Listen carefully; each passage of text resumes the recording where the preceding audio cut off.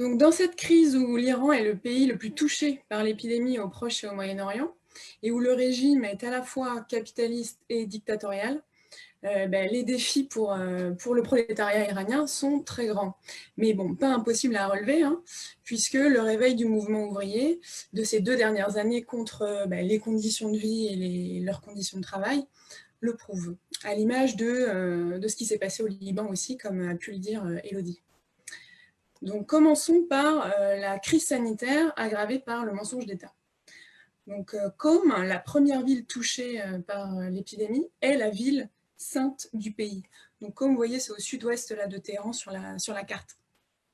Et en fait, les autorités religieuses, très présentes là-bas, ont investi financièrement dans plusieurs secteurs et donc n'avaient pas du tout envie du confinement. Ville de pèlerinage et de séminaires, elle accueille chaque année 2,5 millions de touristes et abrite des fondations aux revenus très conséquents pour la nomenclatura dirigeante. Et puis bon, deuxième raison, il faut avouer que la ville sainte du pays gangrénée par le coronavirus, ça fait un peu, ça risque de ternir l'image de la République islamique. Donc résultat, aucun confinement pendant des semaines et jamais officiel. Puis ensuite, face aux inquiétudes, la propagande classique sur les ennemis intérieurs, extérieurs de la République islamique qui cherchent à propager la peur. Donc on le voit comme partout, ce sont les profits qui dictent la gestion sanitaire de la crise. Et à l'échelle nationale, il ne fallait surtout pas suspendre les échanges commerciaux avec certains pays, et au premier chef desquels la Chine. Et puis il fallait continuer les exportations de pétrole. Et là la chute des cours du pétrole ont eu raison des recommandations du confinement. Pour donner un peu une idée de l'ampleur du mensonge d'État, aujourd'hui, les autorités parlent de 5650 morts en Iran, mais un responsable de la municipalité de Téhéran a eu la bonne idée de révéler il y a une semaine qu'en fait 10 000 nouvelles tombes avaient été creusées dans le plus grand cimetière de la capitale. Donc, à cause de ce mensonge, les médecins n'ont pas été pourvus de protection pendant plusieurs semaines. Et par exemple, près de Qom, ce n'est qu'après avoir fait grève que des médecins ont obtenu des masques, mais des masques qui n'avaient toutefois rien à voir avec ceux dont disposait le personnel hospitalier de Téhéran. Et bien sûr, la pénurie en Iran est aggravée par les sanctions internationales. Malgré cette pénurie, c'est le sauvetage des profits qui prime. Les directions des hôpitaux privés ont par exemple là prévu un plan de licenciement massif et réponse du ministère de la Santé, tant pis, il faut obéir aux règles du privé. Pour justifier l'absence de confinement, le porte-parole de confinement officiel, le porte-parole du gouvernement a menacé les travailleurs en leur disant qu'il y aurait 4 millions de chômeurs supplémentaires hors travailleurs journaliers, si on arrêtait tout. Donc de fait, la crise sociale est bel et bien là. Depuis février, 630 000 travailleurs ayant un contrat ont perdu leur emploi et se sont inscrits pour toucher les allocations au chômage, allocations qui courent seulement sur 3 mois en plus. On en compte beaucoup là, de ces chômeurs, de ces nouveaux chômeurs dans l'industrie pétrolière. Entre autres exemples aussi, il y a 2 chaînes de restaurants à Téhéran qui ont licencié depuis le début de la crise, 1100 travailleurs sur 1600. Et voilà, pour beaucoup d'entre eux, en fait, ce sont des journaliers et donc ils n'ont rien reçu de l'État, aucun revenu. De fait, on compte en Iran 3 millions de travailleurs journaliers et de marchands de rue qui payent durement la crise, comme ailleurs au Moyen-Orient, comme ça a pu être dit avant. Sans compter les salariés qui ont des contrats très courts, parfois payés à l'heure. Et par exemple, dans le bâtiment, depuis 2 mois, presque 1 200 000 travailleurs n'ont eu aucun revenu et aucune allocation chômage. Et de même, dans les crèches privées, donc en Iran, 85% des crèches sont privatisées.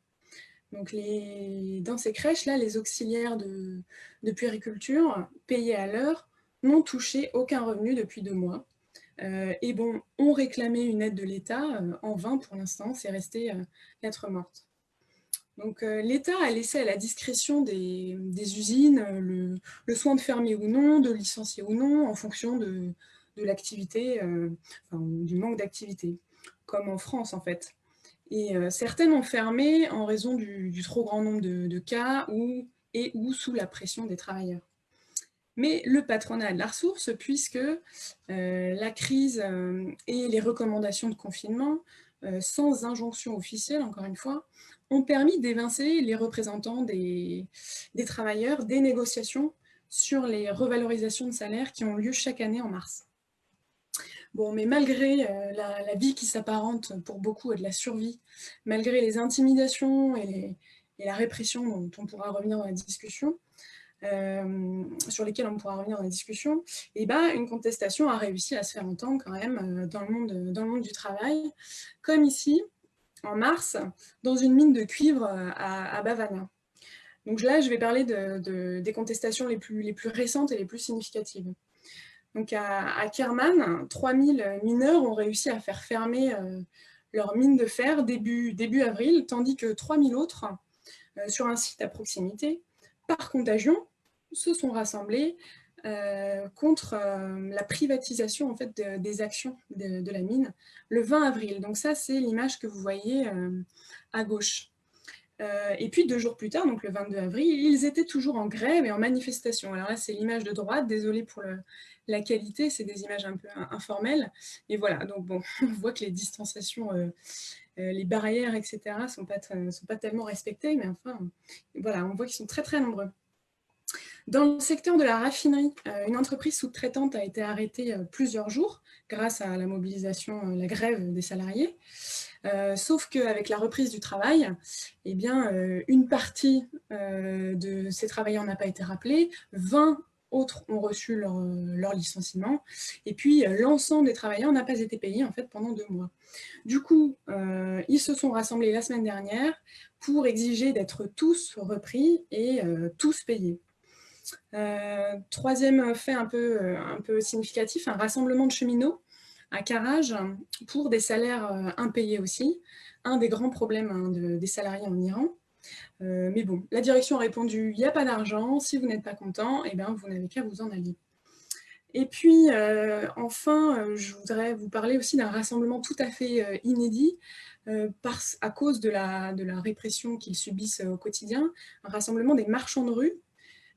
C'était le 13 avril sur la place de l'hôtel de ville de Téhéran. Enfin, dans un pays où toute activité politique est réprimée, les comités de quartier sont une forme caprice dans certains coins du Kurdistan iranien, la lutte contre le coronavirus et les autres épidémies sociales, comme ils disent. Donc là, on les voit à l'image en train de désinfecter. Donc ces comités que les intéressés voudraient étendre à tout le pays et même dans le monde, se proposent d'être un organe de coordination entre habitants à l'échelle d'un quartier, mais à l'échelle aussi de plusieurs villes, hein, parce qu'ils sont en lien les uns avec les autres. Et donc, ils se coordonnent pour désinfecter les rues, mutualiser, fabriquer, redistribuer du gel, des masques, etc. L'objectif est que, donc là on en voit un autre désinfecter toute une rue, avec un tracteur prêté par ailleurs.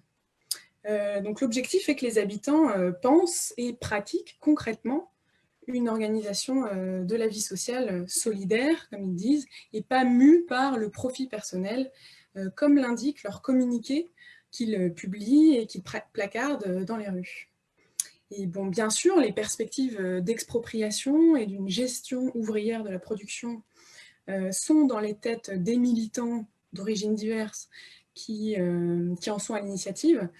Et puis, en coulisses, la bourgeoisie est clairement identifiée comme l'ennemi. Mais voilà, ce qui nous fait dire quand même que c'est une affaire à suivre de près, d'autant que les 2 ans de soulèvement passés sont dans toutes les têtes.